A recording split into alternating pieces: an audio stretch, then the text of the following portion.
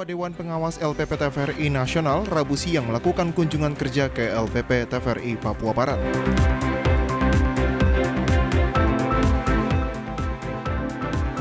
Lomba kreasi tumpeng memperingati HUT RA Kartini ke-143.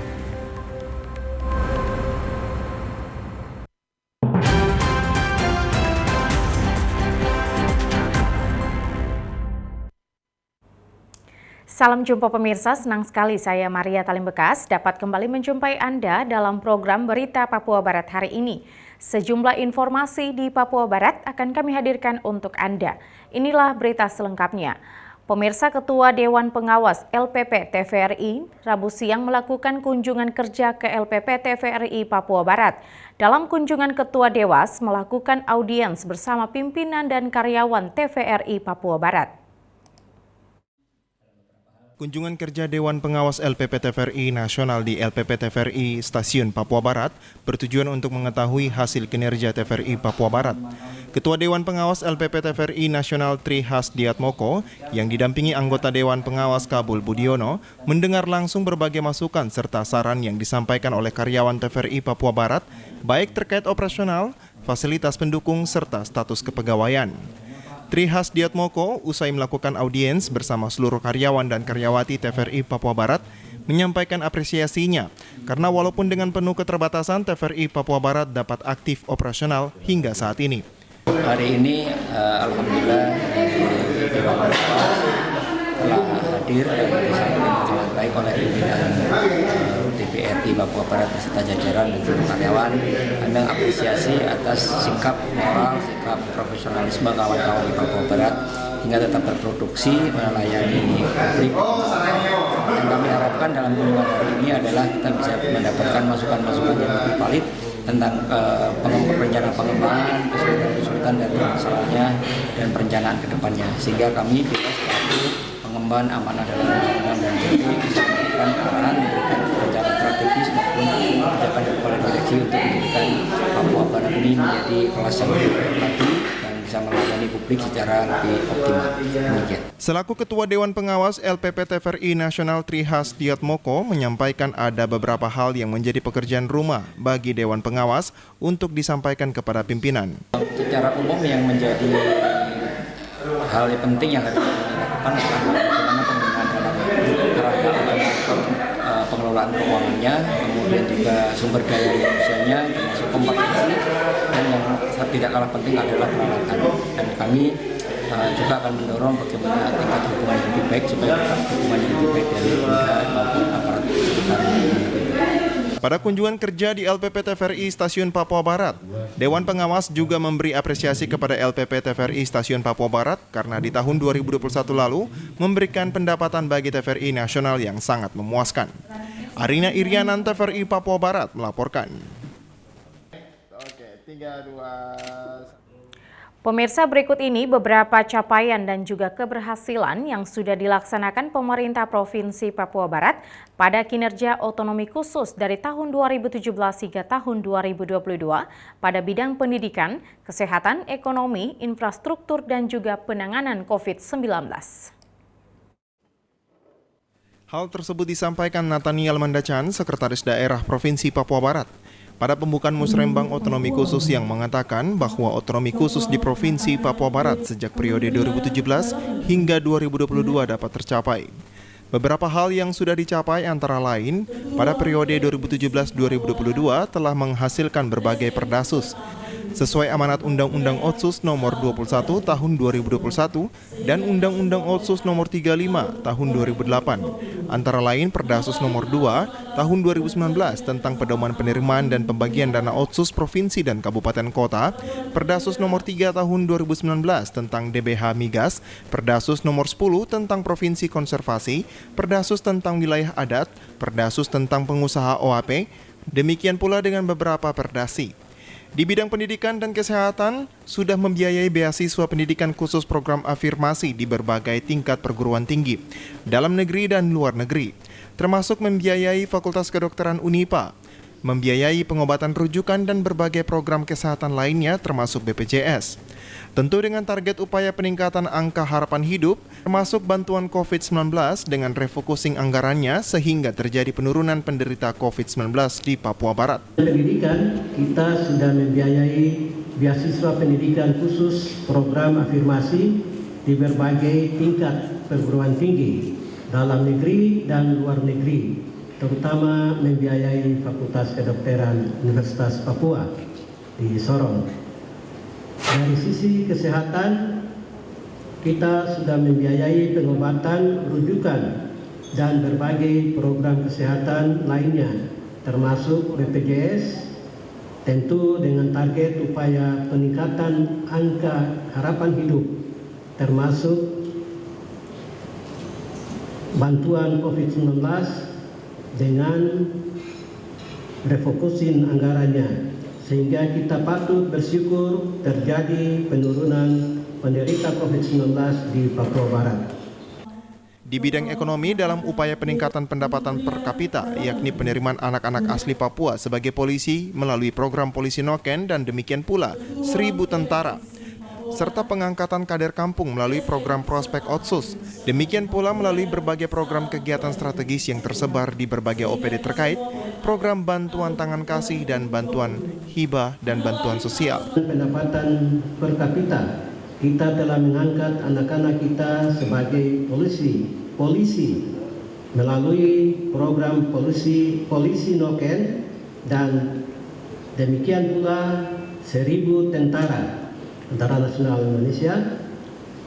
Selain itu melalui pengangkatan kader kampung melalui program Prospek Otonomi Khusus. Demikian pula melalui berbagai program kegiatan strategis yang tersebar di berbagai perangkat daerah terkait. Kita telah melaksanakan program bantuan tangan kasih dalam rangka keluar dari kemiskinan ekstrim pada masa COVID. Demikian pula kita telah melayani bantuan hibah dan bantuan sosial dalam berbagai bidang, baik dalam pembangunan rumah ibadah, dan berbagai kebutuhan masyarakat dan fasilitas lainnya, yang juga cukup besar alokasi dana otsus untuk bantuan dimaksud. Salah satu langkah strategis agar pembangunan melalui dana otsus dapat tepat sasaran dan langsung diterima orang asli Papua, maka perlu dilakukan program strategis peningkatan pembangunan kampung prospek untuk membiayai pendidikan, kesehatan, ekonomi, program padat karya, dan teristimewa adalah pembiayaan pendataan terpilah OAP dan non-OAP melalui aplikasi SAIK Plus atau Sistem Administrasi Informasi Kampung. Jimmy Tabisu, TVRI Papua Barat melaporkan.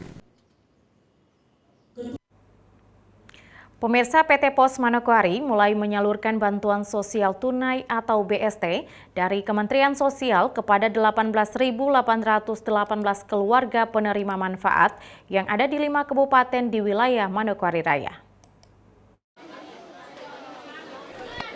Kementerian Sosial mempercepat penyaluran dana bantuan program sembako dengan melibatkan PT Pos Indonesia agar mempercepat penyaluran kepada keluarga penerima manfaat atau KPM. Penyaluran bantuan sembako tahun 2022 dilakukan untuk 3 bulan sekaligus, yaitu April, Mei, dan Juni. Ketua Satgas Penyaluran Bantuan di Kantor Pos Manokwari, Fandi, menyebutkan bantuan yang berasal dari Kementerian Sosial Republik Indonesia mulai disalurkan sejak tanggal 12 April hingga berakhir pada tanggal 21 April 2022, di mana 5 kabupaten yang disalurkan yaitu Kabupaten Manokwari, Kabupaten Manokwari Selatan, Pegunungan Arfak, Teluk Bintuni, dan Kabupaten Teluk Wondama. Dari data yang diterima sampai dengan hari ini, jumlah KPM yang menerima bantuan sebanyak 18.818 orang. Di depan ini Pak, kita udah berlangsung sejak tanggal 12 kemarin. Ini bantuan dari Kementerian Sosial Pusat yang diseluruhkan melalui PT Pos Indonesia, khususnya Manokwari. Kami ditugaskan untuk menyalurkan bantuan ini sampai tanggal 21. Mungkin hari ini tanggal 19, jadi kita masih dikasih waktu untuk bahas sampai tanggal 21. Untuk pencapaian hari ini kita udah mulai di 60% Pak dari total penerima yang harus dibayarkan kan ada di 5 kabupaten Pak yang membawahi kantor pos Manokwari. Di Kabupaten Manokwari sendiri, Manokwari Selatan, Teluk Bintuni, Teluk Wondama, dan Pegau.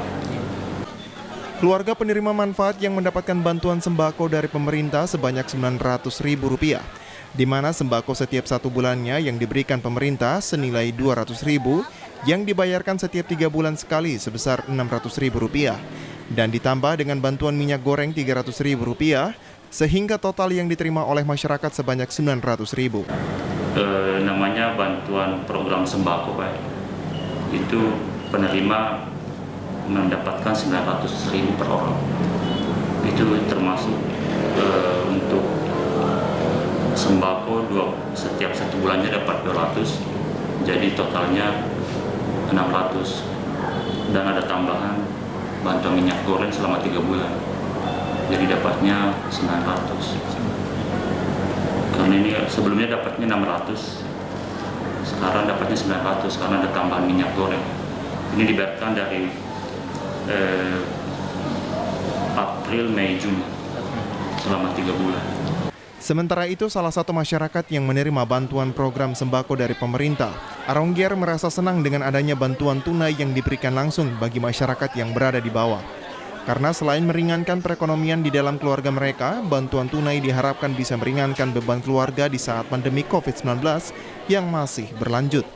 Kami bersyukur bahwa di tengah-tengah situasi COVID pandemi yang berkepanjangan beberapa tahun berjalan, namun pemerintah pusat, provinsi dan daerah tidak menutup mata, tapi terus melihat dan memberikan topangan kepada masyarakat kecil, sehingga masyarakat kecil merasa bahwa ada perhatian pemerintah. Dan hari ini bersyukur pemerintah pusat lewat Kementerian Sosial memberikan bantuan langsung tunai kepada masyarakat. Ya, harapan kami bahwa lewat bantuan yang ada sekalipun itu tidak besar, tapi dapat membantu masyarakat dalam kehidupan hari-hari. Harapan kami ke depan mungkin ditata dengan baik, sehingga masyarakat yang belum memiliki atau mendapatkannya, tolong diinstruksi baik RT RW untuk mendata supaya ke depan lebih baik. Realisasi pembayaran bantuan program sembako sampai dengan hari ini kepada masyarakat sudah mencapai 60%. Natalindo Kerewai, TVRI Papua Barat melaporkan. Pemirsa, Gabungan Organisasi Wanita dan Dinas Pemberdayaan Perempuan dan Perlindungan Anak Kabupaten Manokwari Selatan 19 April kemarin menggelar Lomba Kreasi Tumpeng dalam rangka memperingati HUT RA Kartini ke-143 yang berlangsung di Pendopo Bypass Ransiki. Lomba kreasi tumpeng kali ini diikuti oleh 11 organisasi wanita di Kabupaten Manokwari Selatan. Dengan menghadirkan berbagai aneka kreasi tumpeng dan yang hanya dibuat dalam 30 menit sebagai syarat perlombaan. Turut hadir dalam kegiatan tersebut Wakil Bupati Manokwari Selatan Wempi Weli Rengkung yang juga sebagai juri dari 5 orang dewan juri antara lain Kasubag Hukum Polres Mansel, Ibtu Priyo Widodo, Pasi Minlok dan Dim 1808 Letda Arwansyah, dan perwakilan Dinas Pemberdayaan Perempuan. Ketua Pembina Gabungan Organisasi Wanita Kabupaten Mansel, Sri Lestariwaran, ketika menyampaikan sambutan mengatakan, selain mengadakan lomba, namun kegiatan kali ini juga sebagai ajang untuk menjalin keakraban dan silaturahmi antara organisasi wanita yang berada di Manokwari Selatan. Selain dalam rangka memeriah HUT RA Kartini ke-143, lomba ini juga digelar sebagai arena untuk menjalin keakraban, pengenalan antara organisasi wanita yang ada di Kabupaten Manokwari Selatan, dan juga ajang menyalur bakat kreativitas dalam setiap organisasi wanita. Pesan saya selaku pembina organisasi wanita di Kabupaten Manokwari Selatan adalah jagalah kejujuran, kreativitas, keterampilan, kebersihan, kekompakan, dan cita rasa. Ini merupakan modal menuju kemenangan. Di sisi lain, perkembangan yang panjang sudah banyak merubah cara berpikir kaum perempuan, yakni dengan cara berkreasi, seperti yang dikatakan Wakil Bupati Manokwari Selatan Wempi Weli Rengkung. Ibu-ibu ini perlu dikembangkan, setelah 93 tahun ya, perjalanan yang panjang itu sudah banyak merubah. keberadaan kesetaraan kaum wanita ini, dan sudah saatnya lah berdaya saing. Nah, ini dari satu jenis makanan tumpeng yang diperlombakan. Jadi ibu-ibu berkreasi juga memanfaatkan menu yang ada di Kabupaten Manokwari Selatan. Untuk itu, Wakil Bupati berharap agar potensi kaum wanita di Mansel harus terus dikembangkan seiring dengan kemajuan teknologi sehingga mereka tidak ketinggalan dan dapat bersaing dengan kaum pria. Tim Liputan TVRI Papua Barat melaporkan.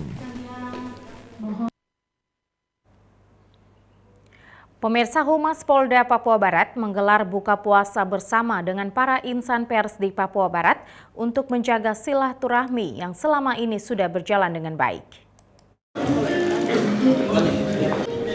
Buka puasa bersama Bit Humas Polda Papua Barat berlangsung di Swiss Bell Hotel Manokwari pada Selasa 19 April 2022 kemarin. Kegiatan yang berlangsung pada jam 6 sore itu turut dihadiri wartawan dan wartawati, baik dari media online, cetak maupun televisi yang ada di Manokwari. Kabid Humas Polda Papua Barat Kombes Pol Adam Irwindi yang didampingi Kasubdit Multimedia Kompol Rasti menyampaikan apresiasi dan penghargaan yang setinggi-tingginya kepada rekan-rekan media yang telah membantu melalui pemberitaan terkait Kamtibmas di wilayah Papua Barat.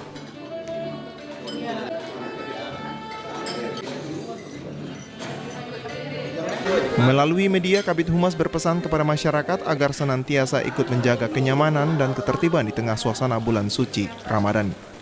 Kegiatan ini turut dihadiri oleh Ketua Persatuan Wartawan Indonesia PWI Papua Barat. Natalindo Kerewai, TVRI Papua Barat melaporkan.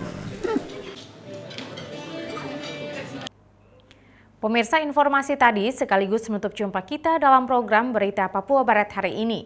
Kami tetap mengajak Anda untuk mencegah penyebaran COVID-19 dengan cara memakai masker, mencuci tangan pakai sabun dengan air yang mengalir, menjaga jarak, menjauhi kerumunan, serta membatasi mobilitas dan bersedia divaksin sesuai kebijakan pemerintah. Indonesia pulih karena aku, Indonesia pulih karena kamu, Indonesia pulih karena kita. Mewakili kerabat kerja yang bertugas, saya Maria Talim Bekas mengucapkan terima kasih dan sampai jumpa.